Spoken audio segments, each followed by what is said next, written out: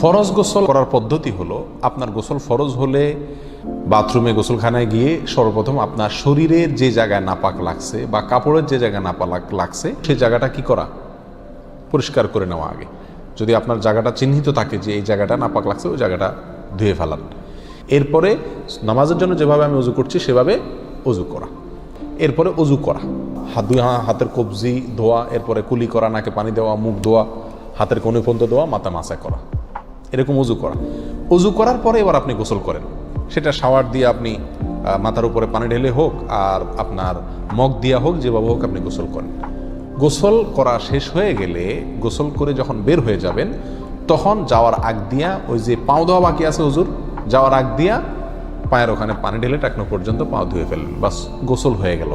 এই ভিতরে আপনার শরীরের প্রতিটি অঙ্গের প্রতিটি জায়গায় পানি পৌঁছানোর চেষ্টা করতে হবে। প্রকাশ্য অঙ্গ যেগুলো, নাভির প্যাচ থেকে নিয়ে, বগলের নিচ থেকে নিয়ে, আঙ্গুলের চিপা থেকে নিয়ে, প্রত্যেকটা জায়গায় যেন পানি যায়, সেজন্য সেখানে পানি পৌঁছানোর চেষ্টা করতে হবে। ডলার দরকার হলে ডলবে, যেভাবে ওখানে পানি পৌঁছাতে হবে। কানের প্যাঁচের ভিতরে, একেবারে গভীরে না, প্যাচগুলোর ভিতরে যেন পানি যায় সেদিকগুলো খেয়াল রাখতে হবে। কোনো একটি জায়গা যদি শুকনা থাকে তাহলে কি হবে না, ফরজ গোসল হবে না।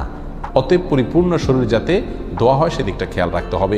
নেল পালিশ ইত্যাদি বা কোনো রং টং ইত্যাদির কারণে যদি কোনো আবরণ থাকে শরীরের উপরে, তাহলে সেগুলো সরা নিতে হবে, তা না হলে কি হবে না, ফরজ গোসল আদায় হবে না।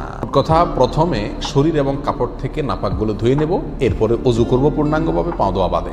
এরপরে গোসল করব, আর বের হওয়ার সময় দোনো পাও টাকনো পর্যন্ত ধুয়ে তারপর বের হয়ে যাব।